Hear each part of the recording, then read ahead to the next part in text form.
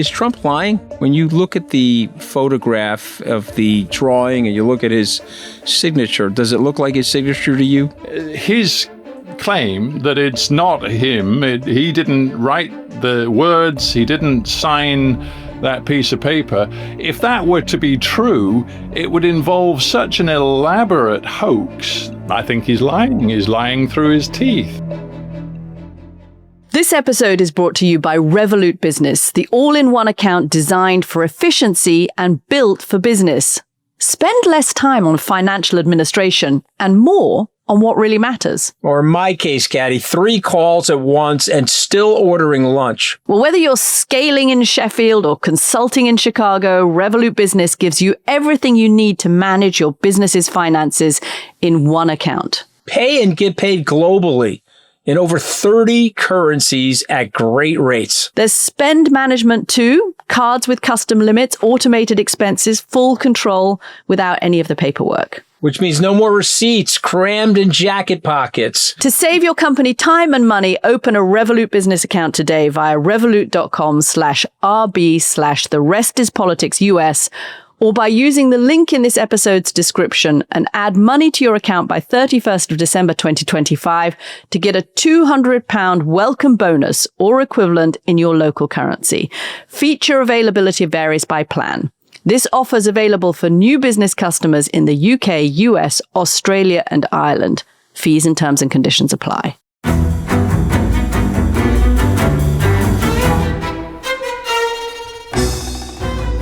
Welcome to The Rest is Politics US. I am Anthony Scaramucci. I am joined today by Stephen Sackur, who is obviously a renowned journalist and the former BBC Hard Talk host. I met Stephen ominously after my White House sacking. He was kind enough to bring me on his show. Of course, I knew nothing about the show, so he was just punching away. Stephen was punching away. I think at the end of the show, I called it BBC Break Balls, and his editors were kind enough to leave it in the show, Stephen, if you remember that. Your entire interview was a gift to our promotional trails for weeks and months afterwards, Anthony. It's great. It's great to be on your show. I just hope you're not going to be quite as nasty to me as I probably was to you back then. No, that was part of your brand. You know, you plucked a very naive American. I had no idea what was going on, but I did my best. But I actually enjoyed it so much that I've got you on replacing the indomitable Caddy K, who's on vacation this week. So, Caddy, hope you're having a good time. Although Caddy has told me she doesn't listen back to our podcast, Stephen, so she probably won't know what we're talking about today. But you and I are going to get into it. I want to start with the Epstein birthday book. Did you get a moment to leaf through some of that? Obviously, I haven't seen the leather-bound edition that was handed over from the Epstein estate to the House committee. But, you know, I've seen enough of it, and the press has been all over it so much that I have, I'm afraid, got a sense of what an incredibly disturbing and sordid collection of salutations and messages were gathered together by Ghislaine Maxwell for her lover, Jeffrey, back in 2003. And of course, you know, the headlines have been made by that drawing, whatever we call it, that Trump is said to have provided for the book. And we're going to talk about that at length, I'm sure. But there's so many other horrible, disturbing things that were in that. You know, the messages, really weird messages from Bill Clinton, for example, saluting Epstein's childlike curiosity, which is a very odd phrase. And then a really odd, an incredibly sort of, how can one put it, syrupy set of messages from Peter Mandelson, 10 pages with photographs of Mandelson in his swimming trunks looking longingly out of a window, apparently waiting for Jeffrey, his beloved Jeffrey, to parachute into his life. You know, just weird given everything that we know about Epstein's behaviors. Listen, I did get a chance to leaf through the book, and so there's a Google Drive document that the Congress has that they showed lots of handwriting and illustrations, all this sort of stuff. But I guess what I want to ask you about, given your journalistic experience, and it's a speculative question, so if you're not comfortable answering it, that's fine. But is Trump lying? When you look at the photograph of the drawing and you look at his signature, does it look like his signature to you? Listen, I'm very happy to give you my opinion. I think he's lying. He's lying through his teeth. I mean, you just have to think about his claim that it's not him. He didn't write the words. He didn't sign that piece of paper. If that were to be true, it would involve such an elaborate hoax that was launched and carried out so many years before we knew that Jeffrey Epstein was a sex criminal and before anybody could have had a clue that Donald Trump was going to end up in the White House. Who would have had the foresight and the motivation to create such a document back in 2003 and ensure that it went into this weird Epstein birthday book? It just doesn't make any sense on its face. And then all this sort of nonsense where the White House is claiming that forensic handwriting experts have announced that they don't think the Donald signature looks genuine. Well, I mean, I'm not a forensic handwriting specialist, but I've seen other examples of Donald writing the word Donald back in the early 2000s, and it looks pretty damn close to me. So the hoax notion doesn't stack. I mean, you've interviewed everybody. I mean, you've interviewed some of the most legendary figures over the last 3 decades. So tell me about the lie, the double down of the lie. So Trump's thing, I obviously worked with him. His thing is I'm going to double and triple down, quadruple down on the lie. I'm going to get Caroline Leavitt, the very young press secretary. She's out there repeating his lies. And her body language isn't great, though. The lies are coming out of her mouth, but you can see the body language is very tense. So, again, Stephen, I just want to, not that I'm Sherlock Holmes, but Bill Clinton is in the book. Peter Mandelson is in the book. Jess Staley is in the book. Bill Gates is in the book. So, again, go back to 2003. Donald Trump, knowing his personality, would want to be in that book. He liked the coterie of that association. And so, but now it's 2025, and his one passage in the book is distinguished by somebody made that up, and they put it in the book. So what say you? What tell me about the pathology based on your interviews and your experience as a journalist.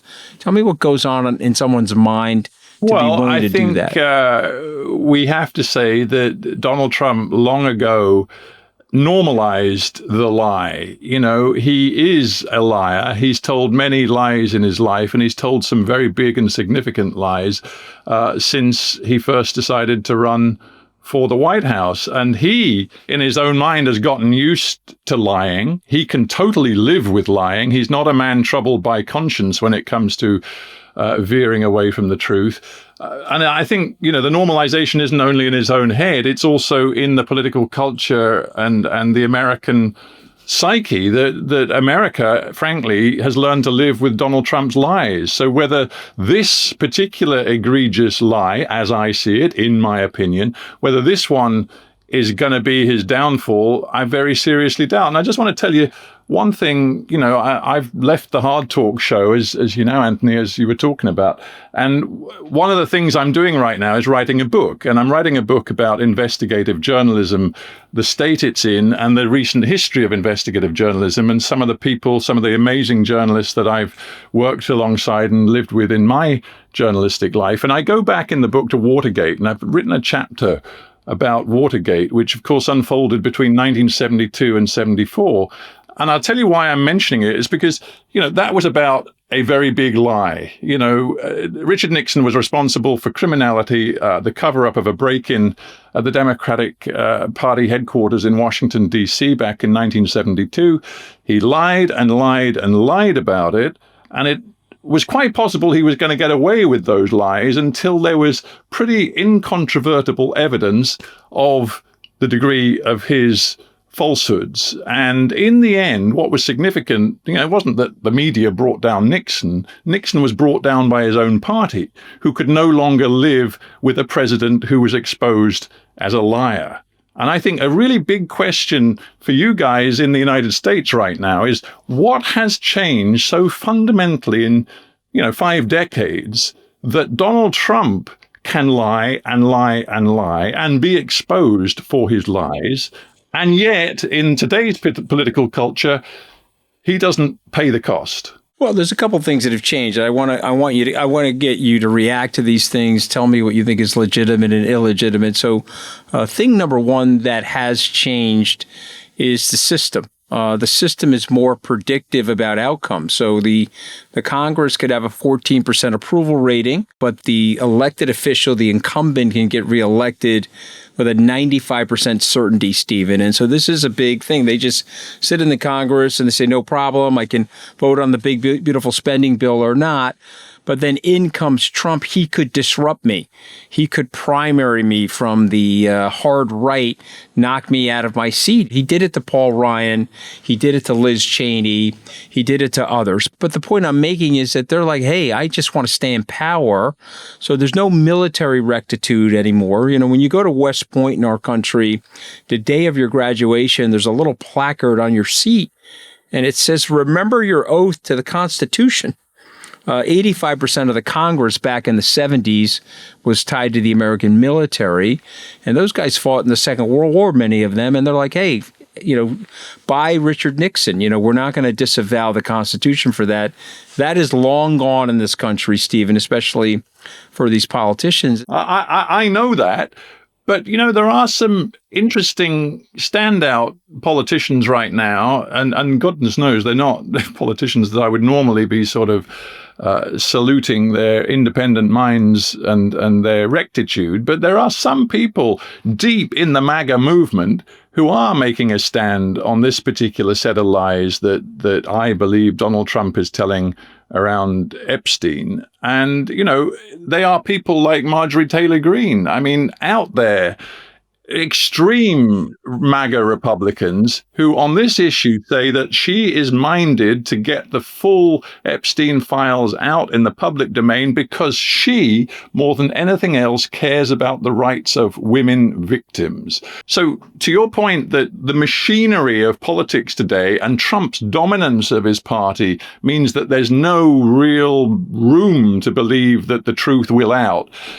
Maybe it's not quite as simple as that in this case. Maybe there are some people that Trump would have regarded as uber loyalists who are breaking away right now. Yeah, no question. I mean, she very famously this week took the drawing and the signatures and took his other signatures and took a placard of it and sort of put it on her wall in her congressional office. And so there are others that are breaking from him, and Tom Tillis, who's not running for re-election, he's been castigated by Trump, has come out pretty strongly against this issue, but also what's going on in the Ukrainian war. But I wanted to start the show with this issue because this is consuming Donald Trump. I know his personality, and I know he's angsting about this. He knows that there's a lot of information that can come out in these files that will really hurt him. I just going through this, there's a businessman in New York. I know Joel Paschal. He's actually was a client of mine at Goldman years ago. Nice enough guy.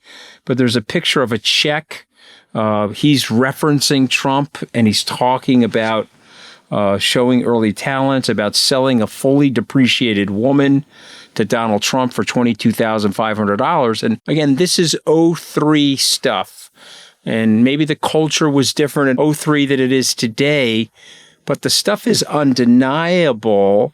And, I'm not Peter Mandelson's communications coach, and I'm an ill-fated guy in communications, but let me tell you something.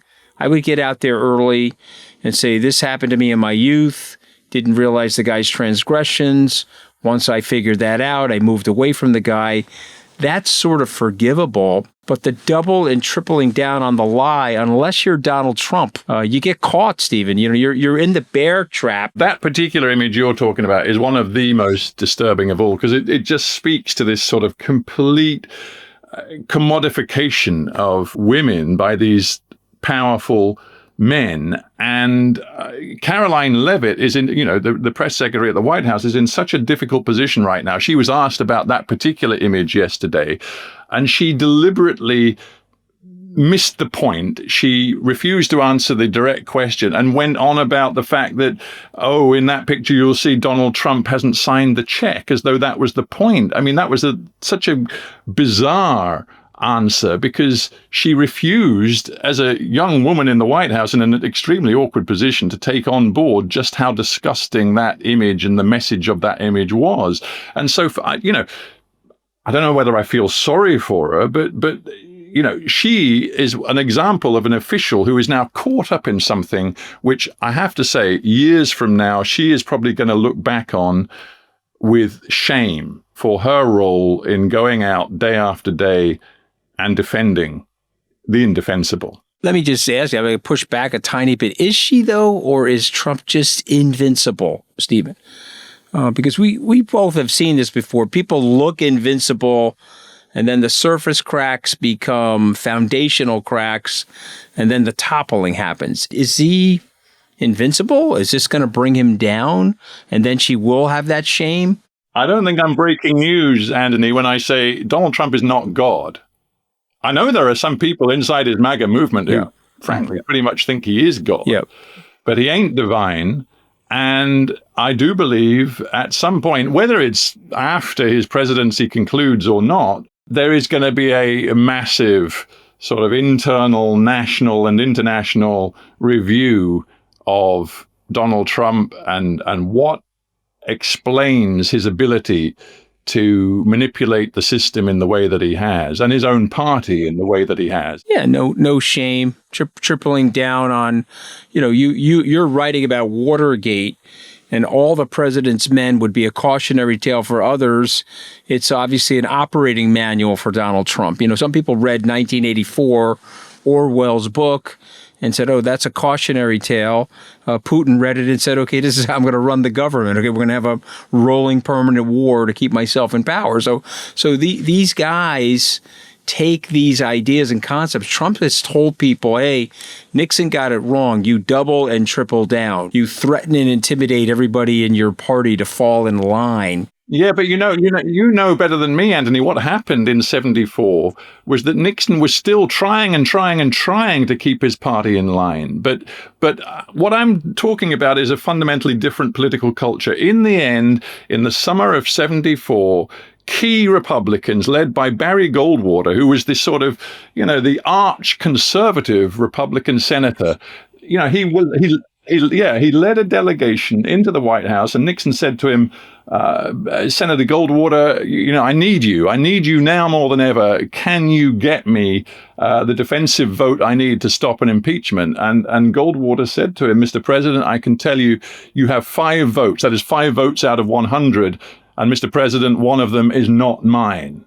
Goldwater had enough of the lies. So the question today in the United States of America is, how many of Trump's supporters, how many Republicans have had enough of the lies? And I know you're going to tell me, well, frankly, it's a non-question because we know they haven't had enough. We know they'll stick with Trump through thick and very thin.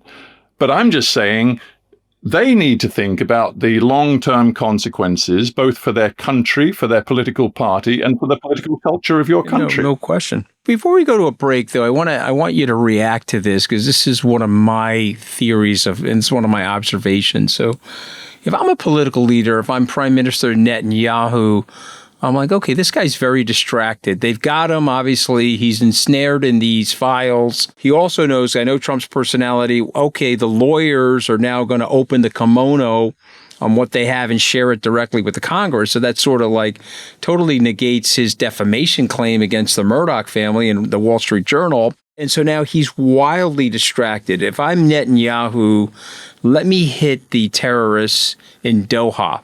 Let me do things that I would not normally do in a normal situation with an American president. If I am President Putin, okay, the guy's very distracted. He's not on his game 100%. He wobbled over to me in Alaska, and I'm just going to double and triple down in my own way on prosecuting this very vicious war, irrespective of what the President of the United States is going to say to me. He has no teeth, and so on and so on. And so I guess my question to you, or I'd like you to react to it, how much trouble is that going to get us all in? This looming distraction. Nixon had the distraction with Watergate. Trump clearly has it right now. How much trouble? A whole heap of trouble on different fronts. And I mean, your analysis is correct that Netanyahu and Putin, I think, both in their different ways, understand Donald Trump very well.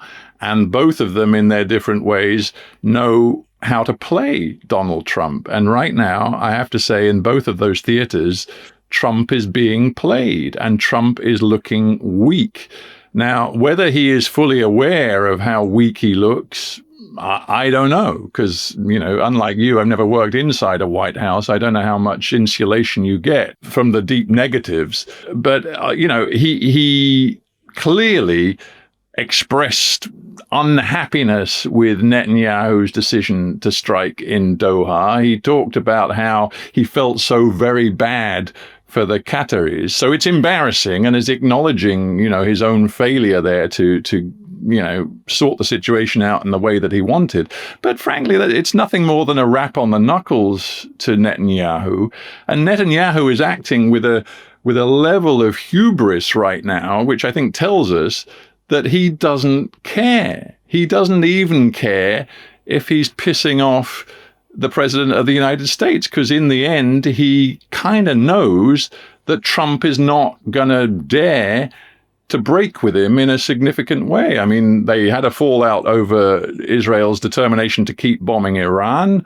They patched that up. Donald Trump has made it plain that in the end, whatever Netanyahu chooses to do in Gaza City, in this massive new assault on the Palestinians in Gaza, whatever he chooses to do, Trump fundamentally is with him in this notion that they can fully destroy Hamas.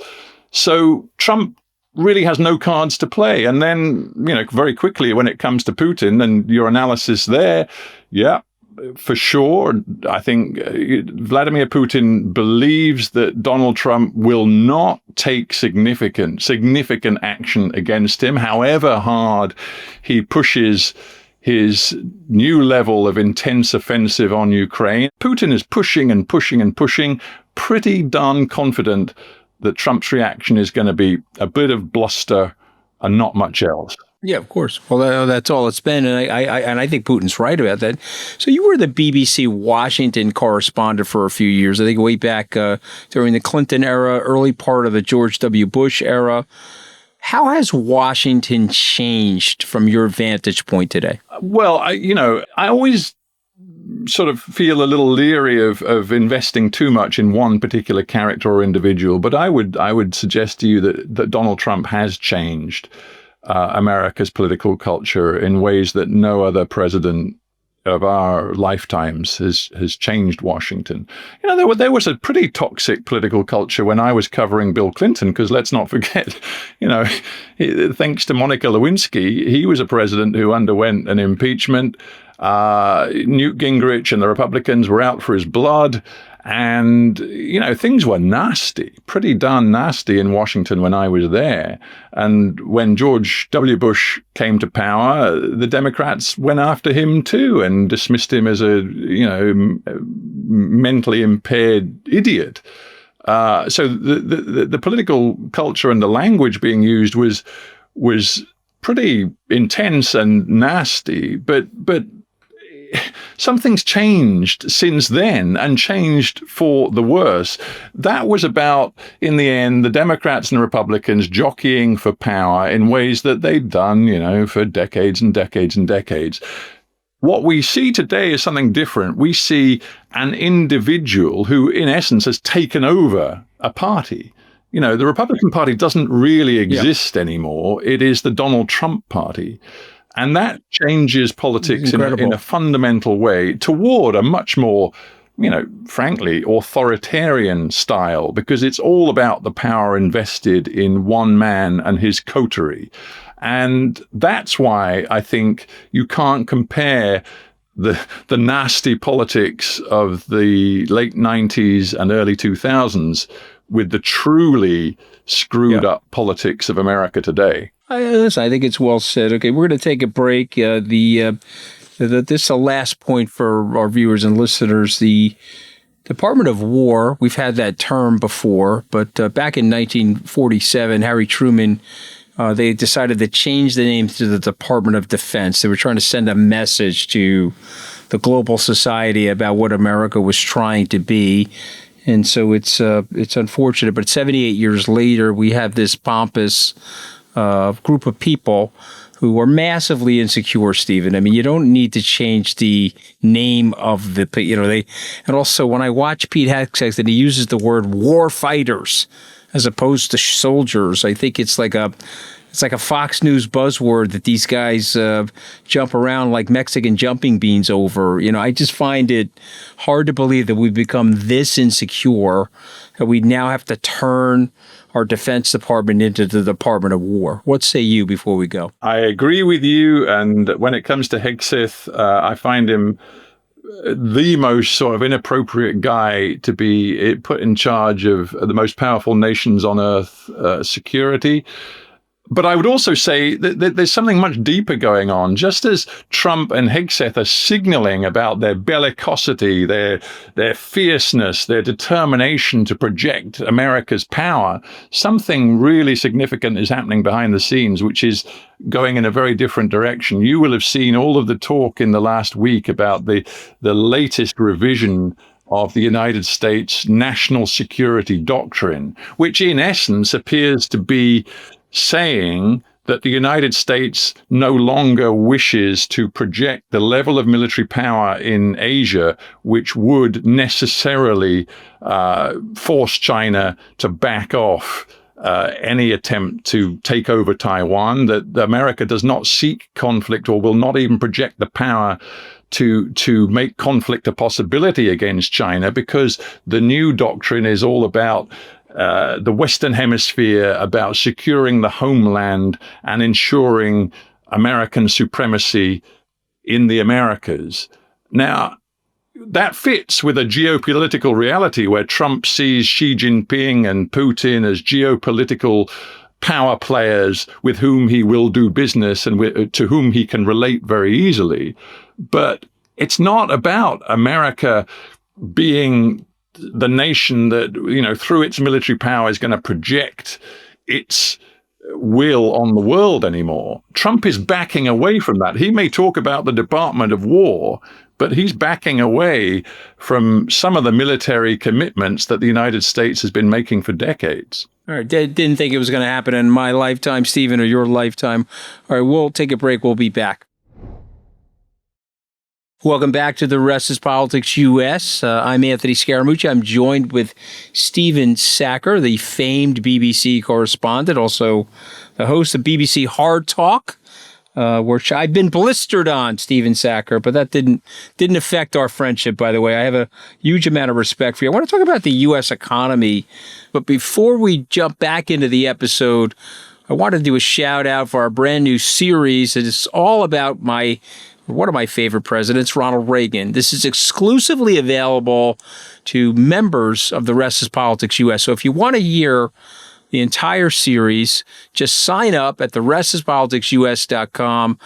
Caddy and I chose Ronald Reagan because there's so many ties to what's going on in our world today from 40 short years ago. Lots of breaks in conservatism. Some things that Reagan put into place are working in overdrive now.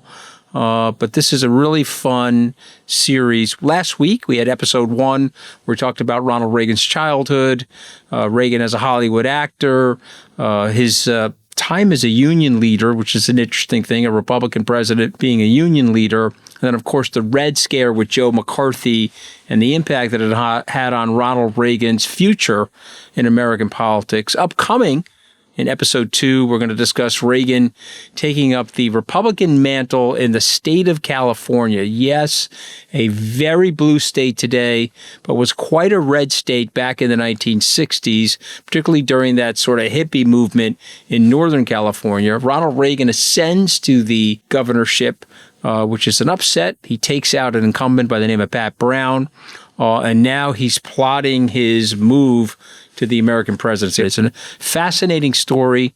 It's a great human story with real ties into what's going on in our political situation today. So hopefully you guys will tune in to hear the rest of this series right now. Just head to therestispoliticsus.com. Now, we'll get back into the podcast. We'll talk about the state of Trump's economy. The economy is slowing down. Even Jamie Dimon yesterday said it's slowing down. The unemployment rate's still decent at 4.3%, but you can see surface cracks in the economy in terms of the rate of change of job growth in the United States. We got an anemic 22,000 jobs added in the month of August, and this is after revisions downward in prior months. And so I get, for me, as someone that's worked on this for 40 years, this is a very predictable outcome of the tariff strategy that Donald Trump is deploying right now, where people in the people in the corporations are trying to absorb the price increases. They're not trying to share it with the consumer. They can't do that anymore. What do? They have to cut people in order to maintain their profit margins. So this soup is starting to happen. And I guess my first question for you is, what do you think, in addition to this slowing down the U.S. economy, what effects do you think it's having globally? Well, always when the U.S. economy looks like it is heading into choppy waters, the world economy begins to feel those waves lapping very quickly and gets worried very quickly. I think, we look at the situation in the U.S., the application of tariffs, and the fact that now inflation looks much stickier than, the Fed would like it to be, and the jobs numbers don't look great. And many, as you said, many corporate leaders are now sounding a little bit anxious about the future of the economy. And, outside of America, people are saying, well, yeah, duh. What do you expect? Trump's vision of how tariffs were going to be this sort of wonderful booster for the U.S. economy, it never made sense to people outside of the U.S. And at the same time, it clearly was potentially deeply harmful to international players who trade with America. So I think there's a sort of sense of inevitability about the sort of growing underlying pessimism that I'm seeing, feeling, and hearing from business leaders in the UK, around Europe, and the rest of the world. And there's frankly not much surprise about any of this, because most people outside of the US look at Donald Trump's sort of economic nationalism and don't see it as something that is good for either the US or the world economy. I want you to put your BBC Hard Talk hat on for a second, and I want you to channel the following conversation. Secretary Scott Bessent is on Meet the Press. He's being asked the following question: are the tariffs a tax on the American people? He very flatly says in the conversation, no, they are not. Now, how do you follow up on that? So it's obviously a blatant lie. Trump says repeatedly that the countries are paying the tariffs. Stephen, I've talked to MAGA supporters in the country. They look at me with three heads when I say, well, the taxes or duties at the port, the American consumer and the American businesses are actually paying the tariff. They look at me like, what are you talking about? Donald Trump has told me that the country, China, is paying these tariffs. The UK is paying these tariffs.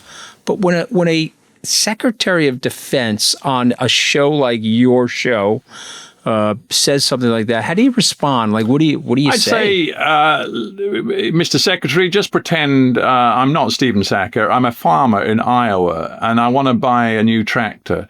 And the new tractor is, 10, 15, 20% more expensive than it was 3 months ago. You explain to me, Mr. Secretary, why that is. And we'll wait and we'll wait and we'll wait, and we'll see if he provides an answer which includes the word tariffs. But if he doesn't, then I'll say, well, Mr. Secretary, you don't even seem to understand your own policy, because we know why that tractor or that fertilizer is more expensive today. It's because of the tariffs you've imposed, which are being paid by your farmers. Okay, so now you and I are in the we're in the cloakroom.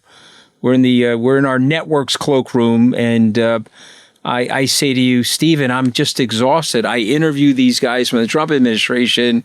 They flatly lie every 15 minutes. Should I just spend the entire time when I'm in the interview fact-checking them?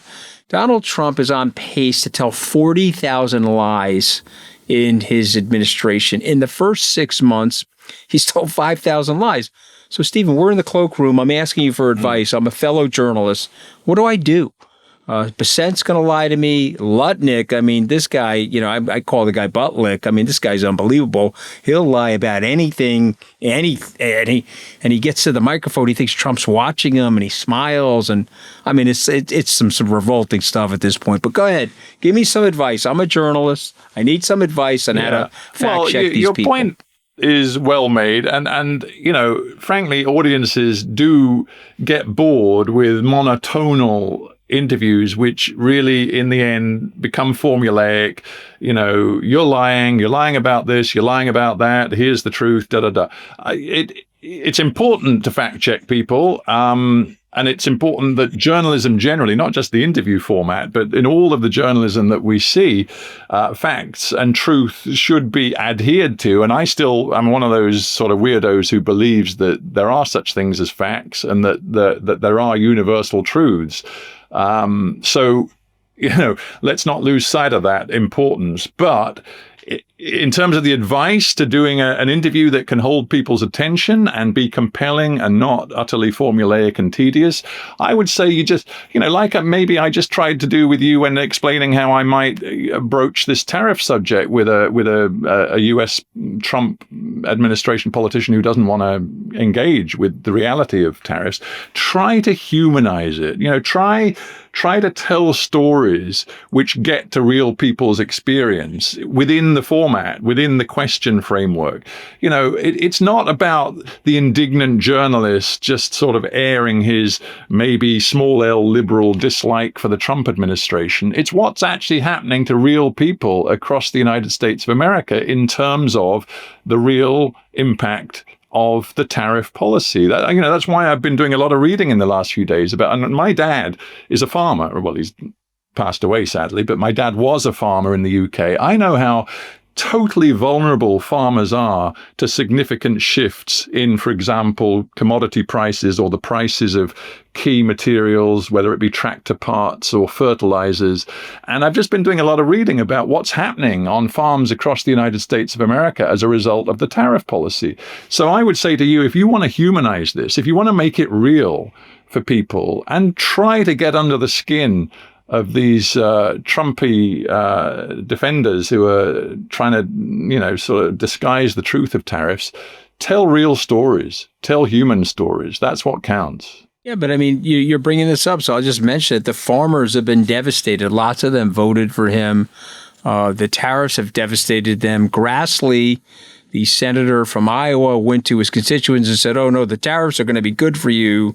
There'll be more aggregate demand in the U.S., just hasn't been the case, you know. So we've lost sight of the intricacies of the global economy and the interconnected nature of the global economy. Anthony, have you lost faith in the notion that there is at the heart of U.S. democracy a sense of accountability, and that people like Chuck Grassley you're talking about will ultimately pay a price for defending something which his own constituents are increasingly finding indefensible? Are you saying the system is so broken that accountability has disappeared? Not fully, but I'm saying yes, substantially. So just hear me out. The process of gerrymandering in the House has made it much easier for incumbents to stay in power.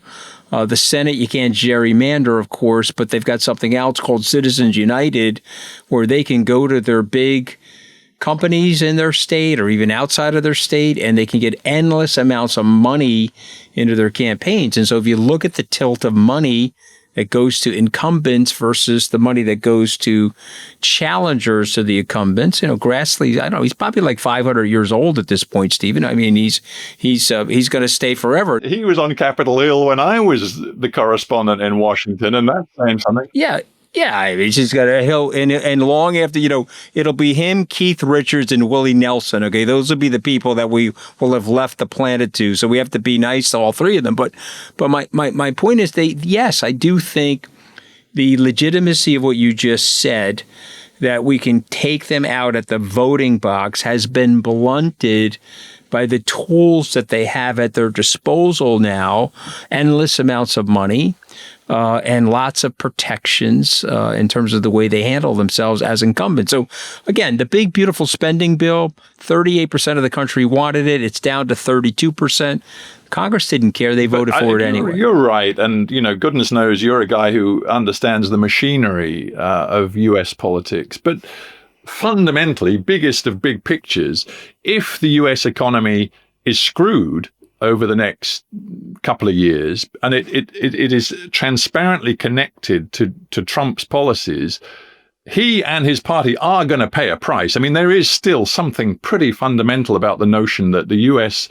voting public primarily are concerned, with their pocketbook, with the state of the economy, the state of theirs and their families' material lives. And if that goes downhill, a price will be paid, however much I buy your notion that, politics has been disconnected from. Yeah. Well, look, that's the bet. I mean, that's the pliability, the plasticity, the neuroplasticity of America. I'm hoping that happens. I'm hoping they'll make some changes. Before I let you go, sir, what are you working on? You're writing a book? What else are you doing? I'm writing a book. I am doing a bit of broadcasting here in the UK for a rival to the BBC, because I've left the BBC. And I'm also, and you and Kathy are going to love this bit, I'm also still pondering the idea, and I've got a few people who are interested in working with me, of launching a podcast. So, watch this space. Right, well, good for you. Well, hopefully you invite me on. I believe in podultery. This is what the Goalhanger guys say. I believe in transgressing and going on other people's podcasts. Is there such a thing as right, without any apology? Polyamory is a thing, is it? Exactly. Yeah. Yes, I guess so. I mean, you could say it that way. It's a little weirder when you say it that way, but that's okay too. I really want to thank you. I want to thank you for joining us and being here, and hopefully we'll get you back at some point. And I wish you great success on all these new ventures that you have. Anthony, it's been an absolute pleasure. I would love to come back whenever you'll have me, and I wish you all the best too. Okay, guys, that's a wrap on the Rest is Politics US this week. We'll see you next week. Thanks so much for joining us.